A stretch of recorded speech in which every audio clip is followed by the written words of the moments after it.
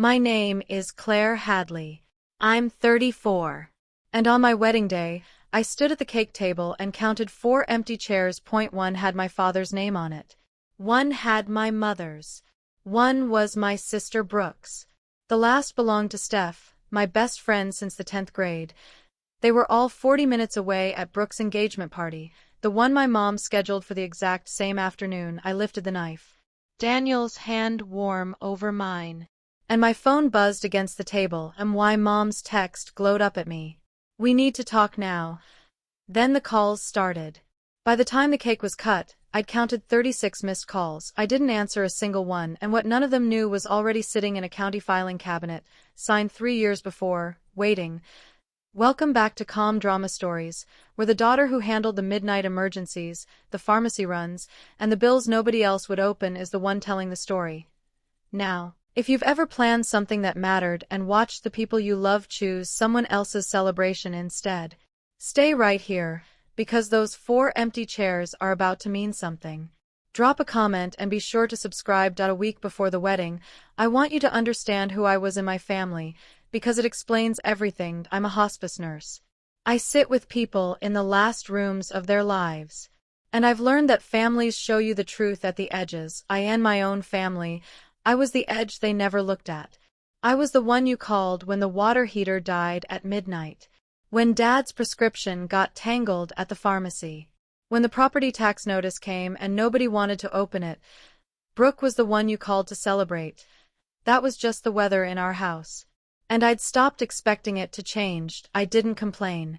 I want to be honest about that, because my weakness isn't that I'm weak. It's that I take responsibility for everyone quietly, and then I don't tell a soul I did it. I carry things alone and call it being strong, so when I planned my wedding, I kept the guest list small. Daniel asked me once why I wasn't inviting more of my own side. I told him the truth, I only half believed then. If they want to come, they'll come. He squeezed my hand and let it go. I mailed my parents a real invitation, the kind with a ribbon, and drove it out to the farm myself instead of trusting the mail. I told myself that was love. Looking back, it was a test, and some part of me already knew the result. There was something I'd done 3 years earlier after my father's stroke that I hadn't thought about in a long time. I would think about it again very soon. But that week, all I wanted was for the people I loved to sit in those chairs. The farm sits 20 minutes outside town, a gravel road my grandfather cut by hand. I grew up on it. When I pulled in that afternoon, my mother, Carol, was on the porch with a binder, and she didn't look up right away. "Claire," she said, like she'd forgotten I was coming. I held out the invitation. She took it, set it on top of the binder, and kept talking about Brooke. "You won't believe it. Tyler's family wants to do something proper. Carol, his mother says, deserves a real celebration." It took me a second to realize she was quoting Tyler's mother, praising her own son's choice, and somehow that became the headline. Why Father Roy sat in the corner of the porch with a blanket over his knees. The stroke took the strength on his right side 3 years ago, and it took something else too. Some willingness to meet my eyes. "Hi, Dad," I said. He nodded at the railing. I asked my mom if she'd gotten the date right, the wedding date, and she waved her hand. Of course. But she didn't write it in the binder. She wrote everything in that binder. I watched her not write it, and I felt the old familiar cold settle in my chest, the one that says, "You are not the headline here, and you never will be." I drove back to town, telling myself I was being dramatic. People forget to write things down. A mother doesn't skip her own daughter's wedding.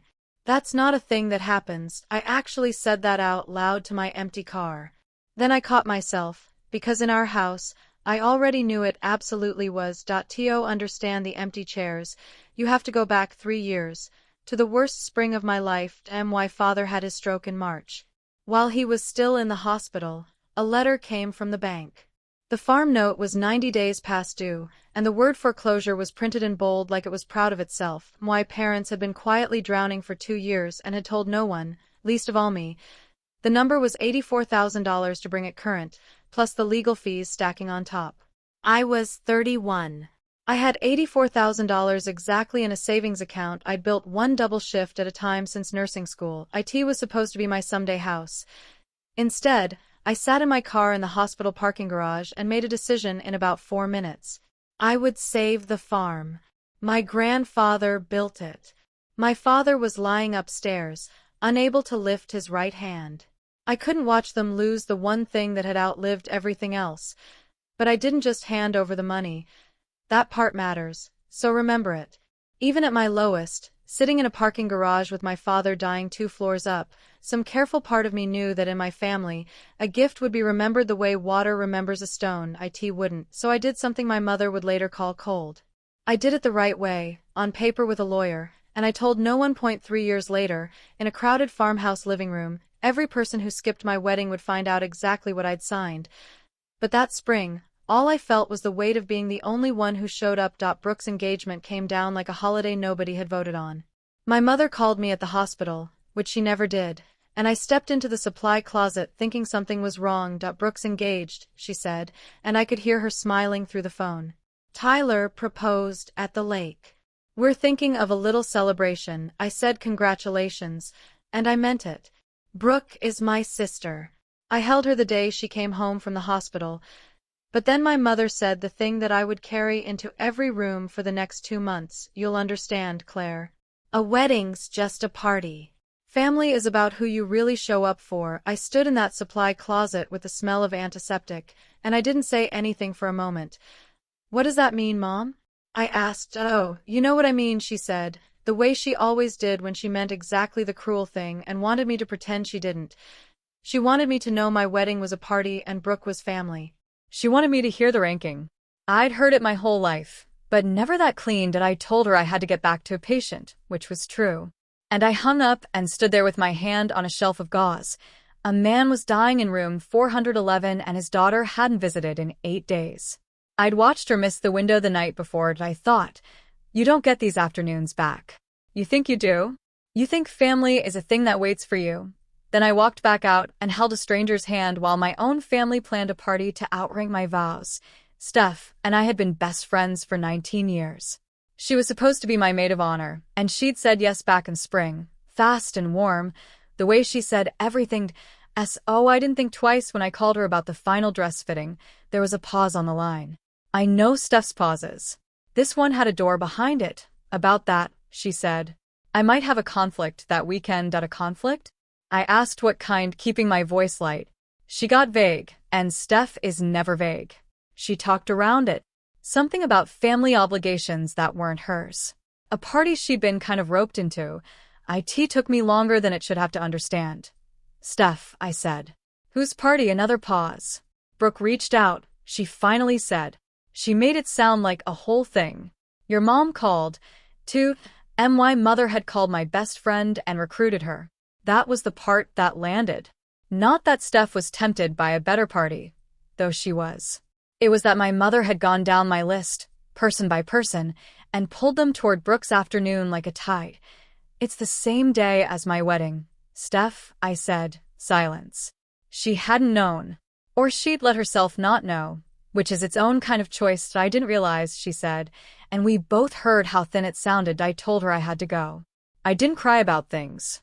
I'd saved my crying for things worth crying over. And I was starting to suspect she wasn't one of them, but I sat in my car in the parking lot of the bridal shop a long time, doing the math on who would actually be in the room when I said I found out about the date from a cousin, of all people. Marie texted me a screenshot. No words, just a picture of a pretty cream invitation. Please join us to celebrate the engagement of Brooke and Tyler. The date was my wedding date. The time was an hour before my ceremony. I called my mother, and I kept my voice as flat as I could make it. Mom, Brooke's party is the same day as my wedding. Did I guess it? She said, and I have spent a lot of nights since wondering whether she really thought I believed that. We just couldn't make the calendars work. Honey, Tyler's family is only in town that weekend. You know how it is. I said. I didn't actually know how it was. I said there were 51 other weekends in a year. She sighed. The long-suffering sigh of a woman being asked to do an unreasonable thing, like attend her daughter's wedding. Then she said it. We can't split the family 2 ways in one weekend, Claire.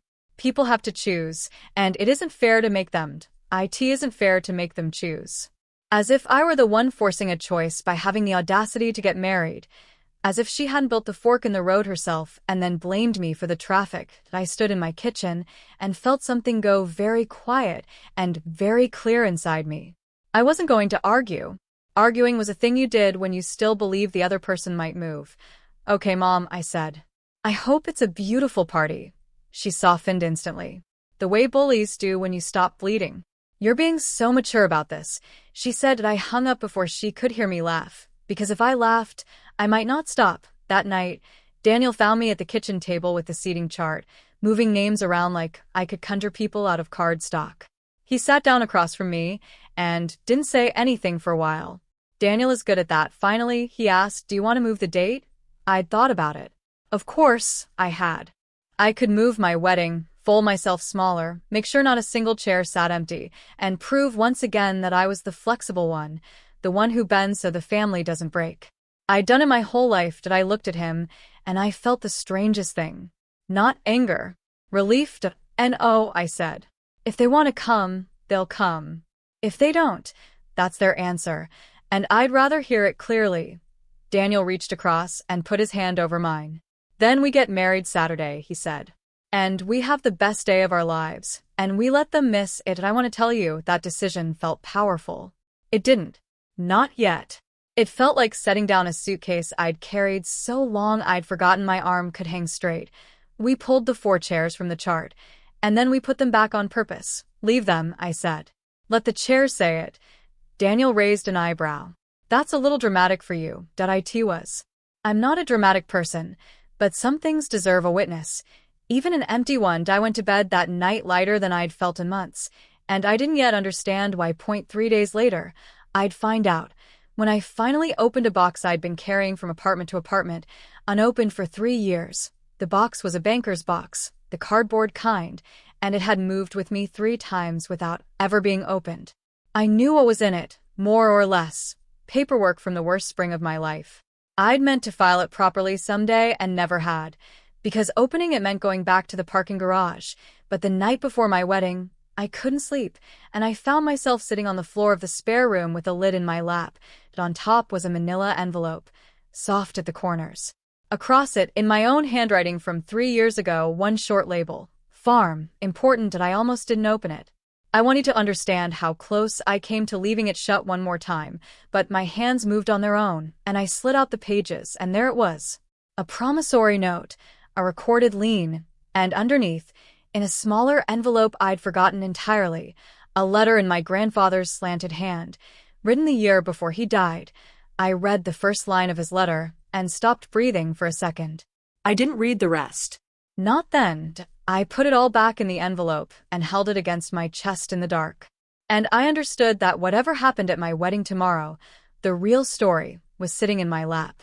I just didn't know yet that everyone who skipped the wedding was about to learn it the hard way. Saturday came cold and cool, the kind of autumn day you'd order if they let you. We got married in a restored barn at a vineyard 15 minutes from town.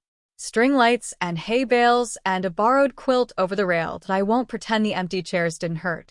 They did. During the vows, I looked out once and saw the 4 of them, names on little cards fronting 4 folding chairs nobody sat in, and my throat closed for a moment.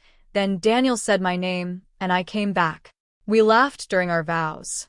I cried during his. My friends from the hospital filled 2 whole rows, nurses who'd traded shifts to be there.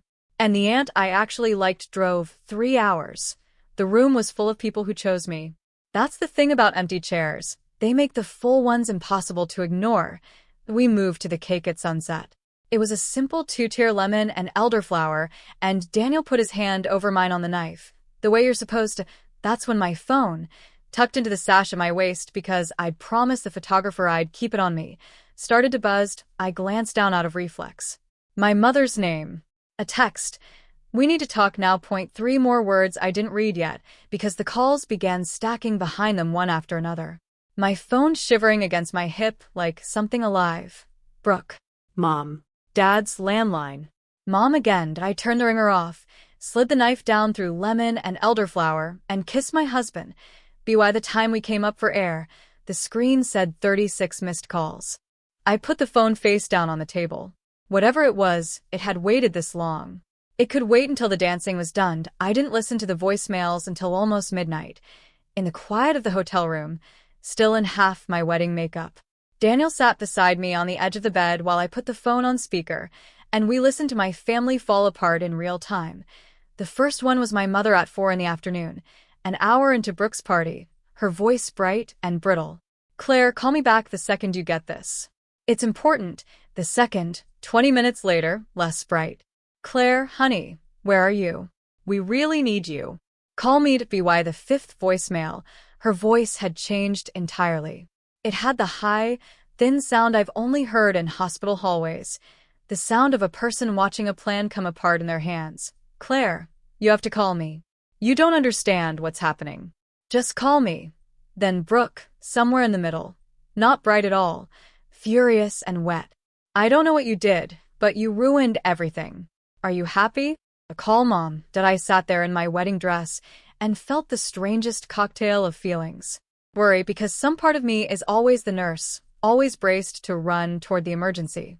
And under it, something I wasn't proud of and wasn't ashamed of either. Curiosity, because I had a fairly good idea what had happened at that party. I'd read enough of the envelope to guess. Whatever my parents had announced in front of Tyler's family, in front of all those guests, had collided with a piece of paper in a county office, and the sound it made had reached me through 36 phone calls. "You're not calling back tonight," Daniel said. It wasn't a question. "No," I said. "Tonight I'm dancing with my husband, but I'd call. I just want to know the whole story first. If you've ever been the one who holds everything together and still gets left off the guest list, you already know this exact feeling, the worry and the strange calm sitting side by side. Stay with me because it changes. Comment if you've been the reliable one, and subscribe so you don't miss how this ends." But here's what I kept thinking that night. My whole life, when the phone rang like that, I ran. 36 calls, and the old me would have been in the car before the 10th, heart pounding, ready to fix whatever was broken, because being needed was the closest thing to being loved that I got. That I knew that about myself. The nurse in me and the daughter in me had always been the same exhausted woman, but that night, for the first time, I didn't move. I let it ring. And the world didn't end. The farm didn't burn down. My father didn't die. The emergency that wasn't really my emergency just sat there blinking, waiting for me to make it mine, and I didn't. Daniel and I went back down to the barn, and we danced until the string lights blurred. My aunt taught the youngest nurse a two-step. Someone spilled Prosecco on the borrowed quilt, and we laughed instead of panicking. And the whole time, in the back of my mind, that envelope sat in the spare room of my apartment like a stone at the bottom of a clear lake. I could feel it there. I knew that come Monday, I would have to decide what kind of person I was going to be about it. The reliable daughter who smooths everything over, or the woman who finally lets the paper say what she'd never been allowed to say out loud.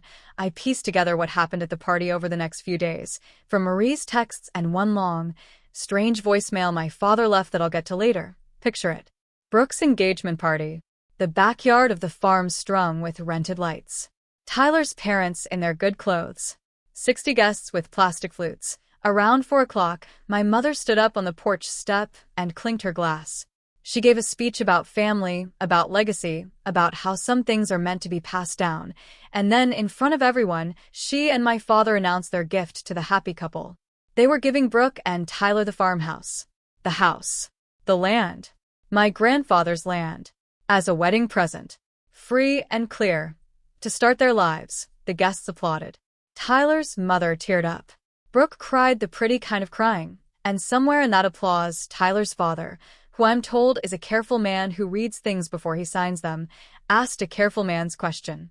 He asked just to be sure whether the property was free and clear, and my mother, beaming, said, of course it was. It had been in the family for generations, except it wasn't free and clear. Not even close. There was a lien on that property, recorded in the county courthouse 3 years ago. And the name on it wasn't the bank's. It was mine, the daughter, who wasn't at the party. The daughter whose wedding they'd all skipped to be there, and the moment someone pulled up the county records on a phone, which at a party full of curious people takes about 90 seconds, my mother's beautiful gift turned into a public, documented problem with my signature at the bottom of it. Sunday morning, before I called anyone back, I sat at the kitchen table with Daniel, and I opened the envelope all the way. I want to tell you exactly what was in it, because this is the thing I'd ask you to hold in your mind for the rest of this story. Point 3 documents. The first was a promissory note, drawn up by a lawyer named Eileen Pratt 3 years ago, stating that I, Claire Hadley, had loaned my parents, Roy and Carol Hadley, the sum of $84,000 to cure the default on the farm, plus I'd covered $11,000 more in fees, for $95,000 total. It was signed by both my parents. I remembered the day they signed it. My father was still in the rehab facility. My mother was frantic, and I'd said gently, "It's just a formality, so the family's protected." They signed without really reading because in a crisis, people sign anything that promises to make the water stop rising. The second document was the lien, recorded at the county courthouse, securing that loan against the property. In plain words, it meant the farm could not be sold, gifted, or transferred to anyone without settling my loan first. The house was collateral. My collateral. The third was the letter from my grandfather, and I made myself read all of it that morning. He'd written it the year before he passed, and he wrote about the land like it was a person. Near the end, one line that I had to read twice. Land doesn't go to the one who's loved most. It stays with the one who keeps it alive. He'd underlined, keeps it alive. I sat there, and the paper didn't care who my mother loved more. It didn't care about parties or empty chairs or who got to be the headline. It only cared whose name was on the lien, and the name on the lien was mine. Daniel, who builds things for a living and respects a load-bearing wall. Understood it before I finished explaining. So they tried to give away a house, he said slowly. That's already promised you. Pledged, I said. Collateral. They can't transfer clear title to Brooke without paying me back first. $95,000 plus 3 years of simple interest. The note specifies. He let out a low whistle. Do they know? That was the question, wasn't it? Did my parents understand, when they stood on that porch step and played the generous king and queen, that the thing they were giving away wasn't theirs to give clean? I thought about it honestly. My mother had signed the note in a panic, and then spent 3 years pretending the whole crisis never happened. The way she pretended everything inconvenient never happened, I think she'd genuinely forgotten the shape of what she signed. I think she remembered that Claire helped somehow, in some vague, self-erasing way that didn't require her to feel indebted, and she'd filed it under things daughters do and never looked again. Oh no, I don't think she knew. I think she stood up at that party absolutely certain the farm was hers to bestow, and the certainty is what makes it almost unbearable, because she wasn't lying to Tyler's father. She believed it. She'd loved Brooke so loudly for so long that she'd written my entire sacrifice out of the family story, and the county courthouse, which keeps better records than my mother's heart, had written it right back in. What are you going to do? Daniel asked. I looked at the 3 documents fanned across our kitchen table on the first morning of our marriage. I'm going to make sure the paper still says what it says, I told him. And then I'm going to let them tell me the rest. I need to back up and tell you why I did it the careful way. Because if I don't, you'll think I'm someone who plans revenge 3 years in advance. And I'm not. Here's what really happened. 3 years ago, while my father was still in rehab, I overheard my mother on the phone with her sister. She didn't know I was in the next room. She was talking about the farm, about how once Roy was back on his feet, they might refinance it, pull some money out because Brooke's going to need help someday with a wedding, a house. You know how she is. She can't do it on her own like Claire can, pull money out of the farm. The farm I was about to spend my entire savings to save for Brooke someday. I stood in that hallway and felt the floor tilt.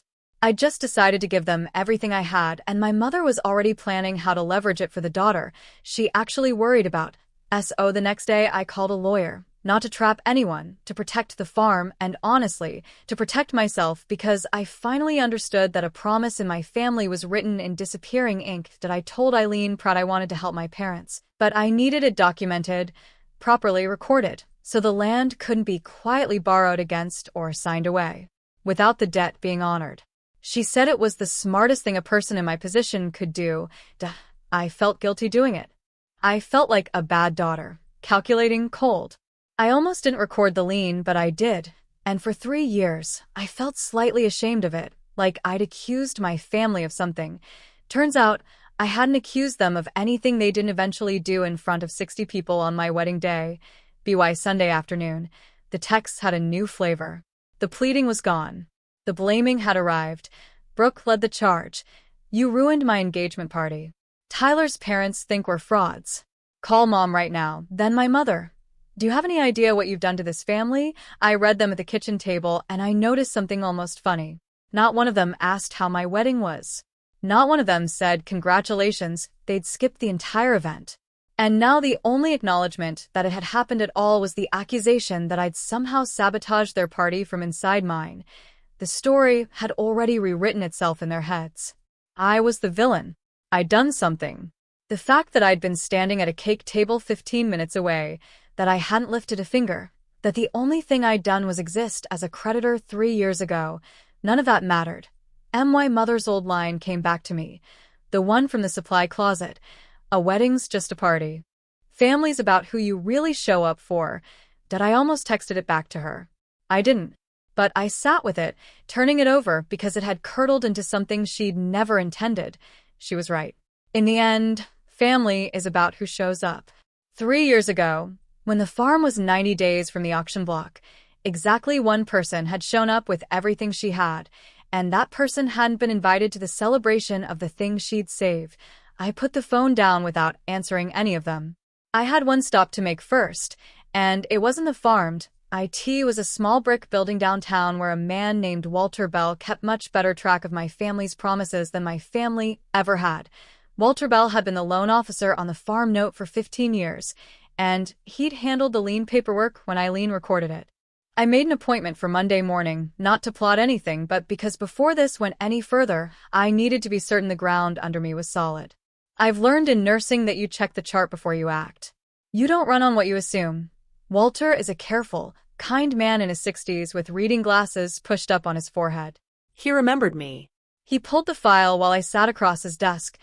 "It's all in order," he said, sliding the recorded lien toward me. "Filed correctly 3 years ago. Properly secured against the parcel." He looked at me over the glasses. "Claire, I'll be honest. I got 2 calls this weekend. Your mother, and a gentleman, Tyler's father, I gather, asking me to explain the encumbrance on the property." My stomach tightened. "What did you tell them?" "The truth," Walter said simply. "That the property has a recorded lien held by you, that it can't transfer clean until the debt is satisfied, and that it's all public record any title company would find in an afternoon." He took off his glasses.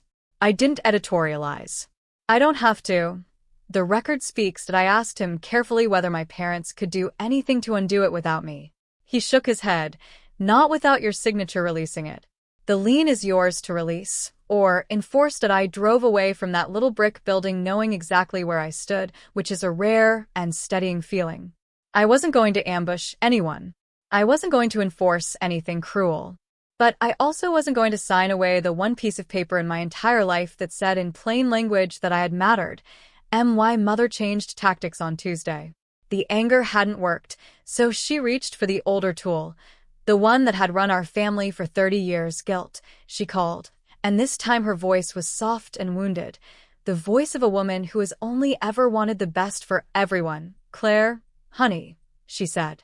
"I think there's been a terrible misunderstanding, and I think we can fix it as a family." Did I said I was listening. "When you helped us with the farm, that was such a gift, such a loving thing. And I know you never meant it to be, a legal thing hanging over us. That's not who you are." She let that sit. "So I think the kindest thing, the thing that would really show everyone you're not bitter about the party, would be to just sign the release. Let us give Brooke her start." Then she added, almost as an afterthought, "After everything we did for you, you do this to your sister?" There it was. After everything we did for you. I sat with the phone, and I let myself actually inventory everything they did for me, because she'd invited me to. They raised me. Yes. And they also taught me every single day that my role was to provide, and Brooke's role was to receive. That my love was infrastructure, and Brooke's was the headline. That a wedding was just a party. "Mom," I said very calmly, "I'm not bitter about the party." That was true.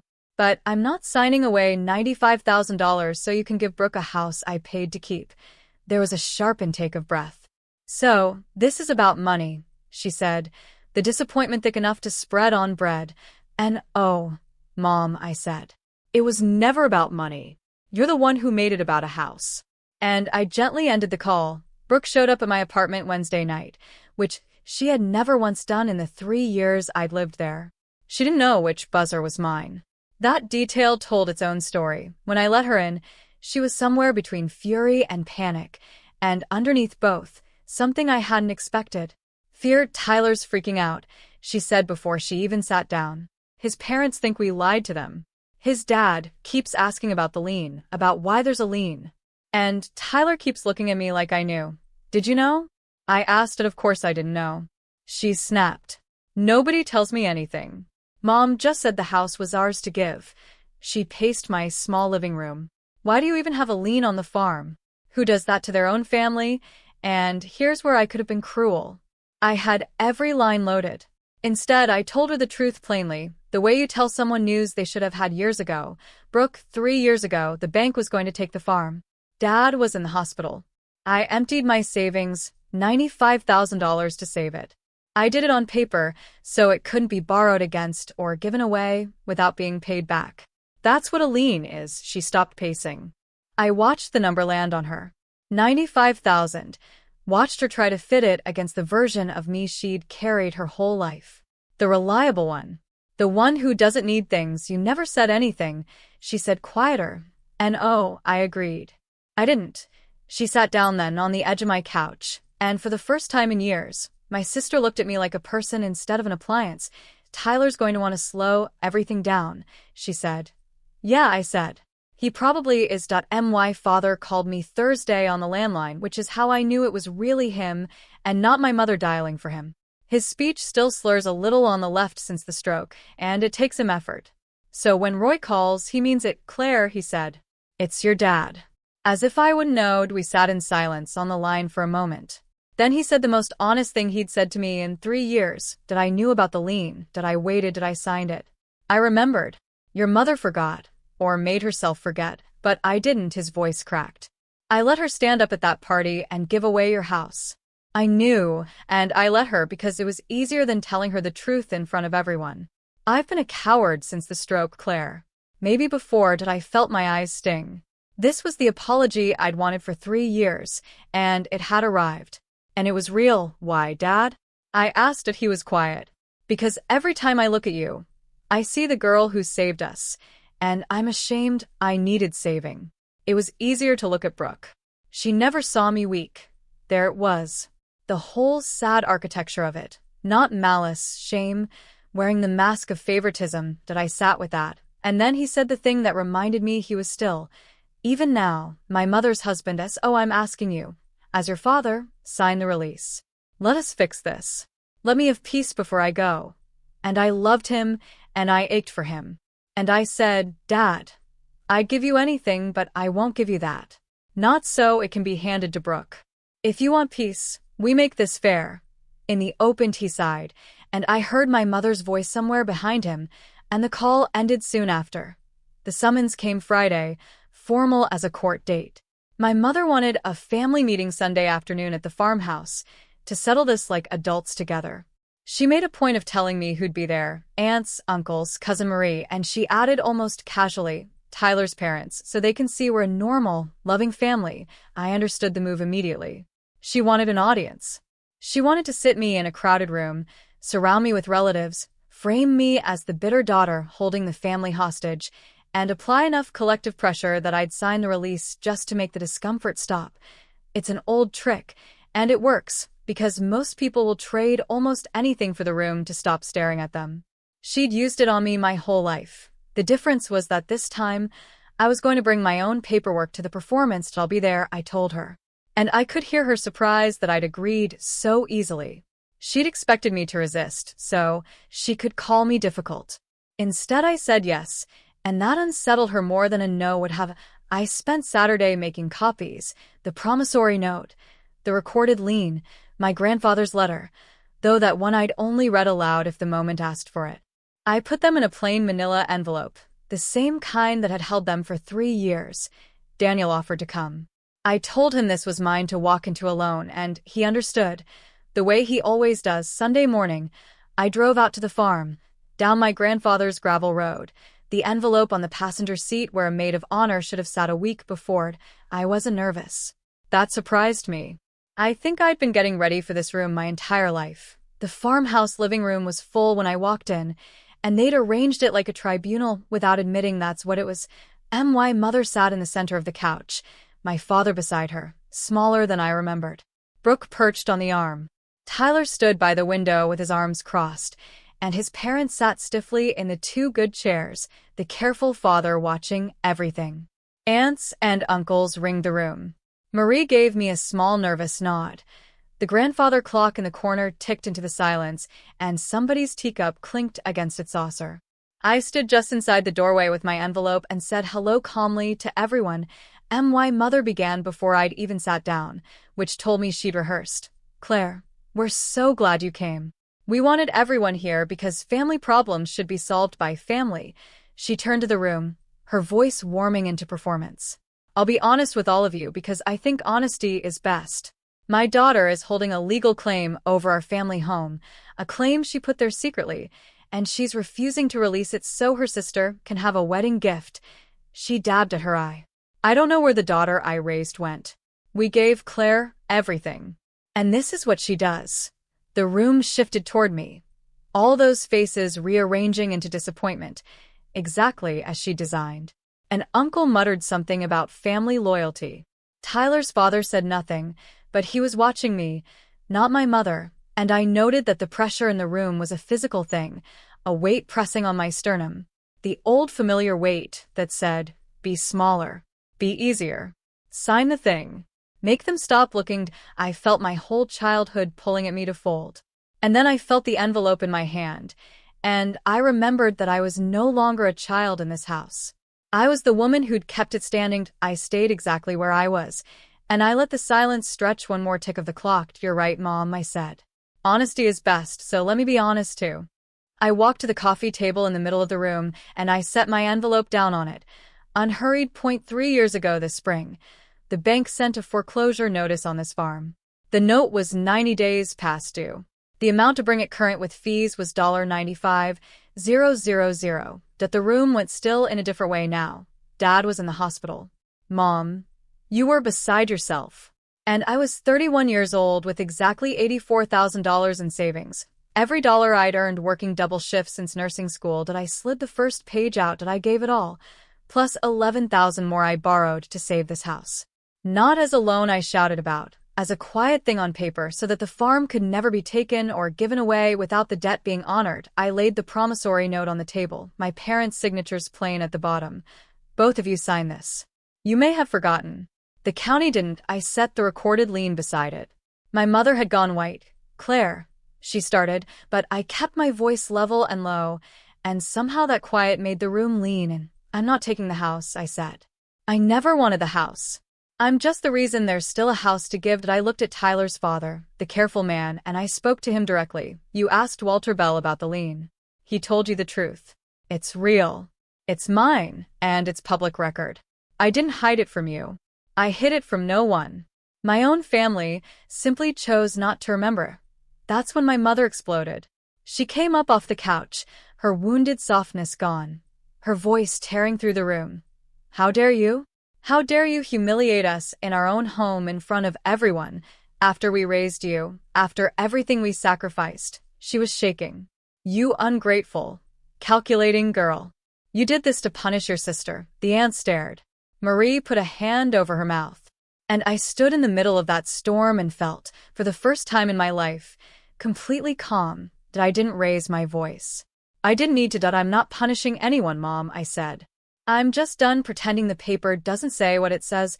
Tyler's father stood up quietly and asked Tyler to step outside with him.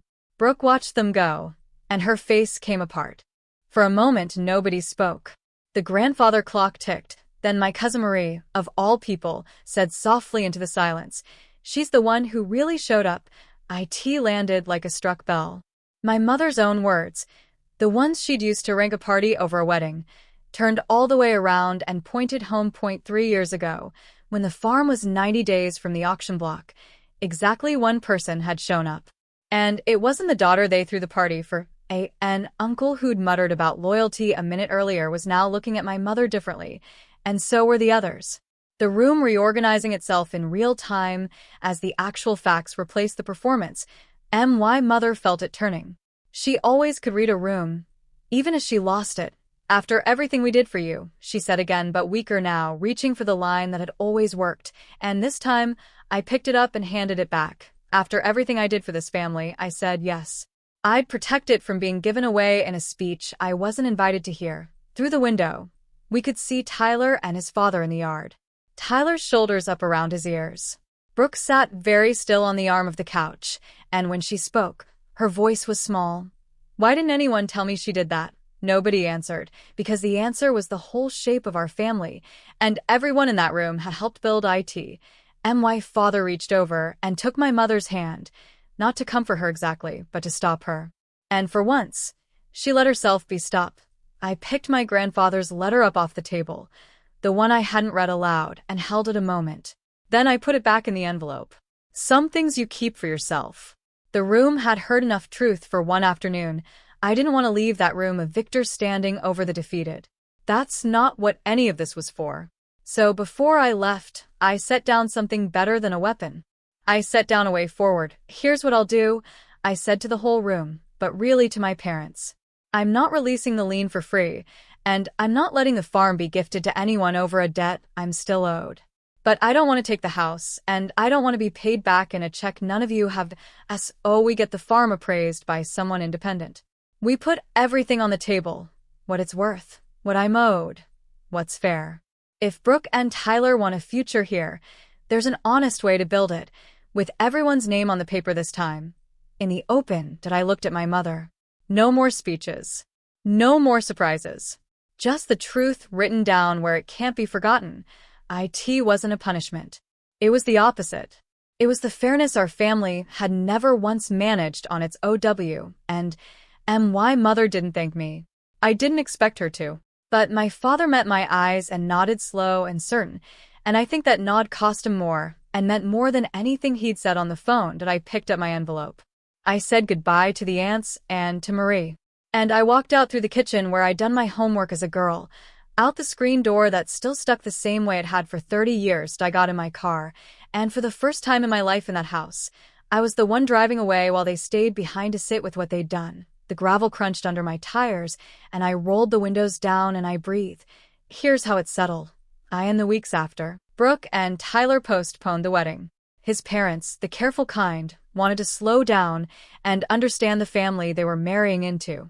And honestly, I don't blame them. Brooke was furious about that for a while, and she blamed me for a while. And then one day, she didn't anymore. She called me, not in a panic, just to talk, and asked if I'd really worked doubles for years to build that savings account. And I said yes. She was quiet. And then she said, "I'm sorry I never knew you not. I'm sorry I skipped your wedding. Something bigger than that, we're not close, my sister and I. Maybe we never will be, but we're honest now, which is more than we ever were." The farm got appraised by an independent firm. We sat down, all of us, with Eileen Pratt and Walter Bell at the table, and we put the real numbers in the real light. My parents agreed to refinance properly, pay back what I was owed with interest, and put the future of the farm in writing where every child's name was visible. Brooke's start, if she still wants it, will be built on paper anyone can read, not on a gift that erased her sister. My mother and I talk less now, and what we say is smaller and truer. She has never once apologized, not really, and I've made my peace with the fact that she may never understand what she did. Some people can't afford the mirror. But she did stop calling me only when something was broken. That's not nothing. My father comes by the apartment now, every couple of weeks.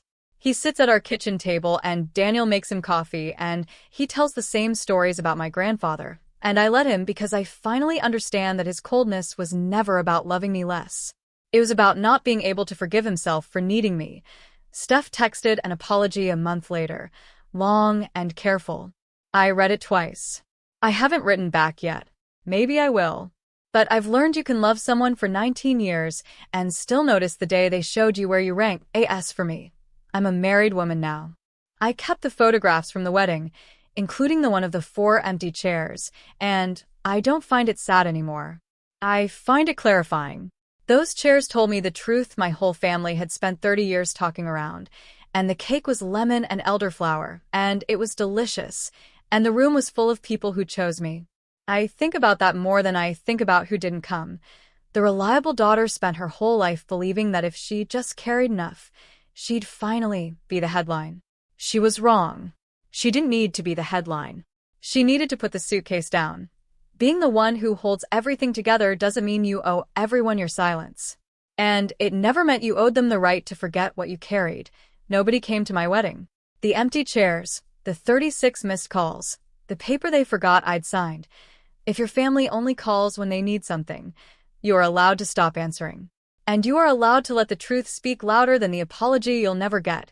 Share this with someone who's always been the reliable one. Tell me your story in the comments, and subscribe to Calm Drama Stories, where the quiet ones finally get the last word.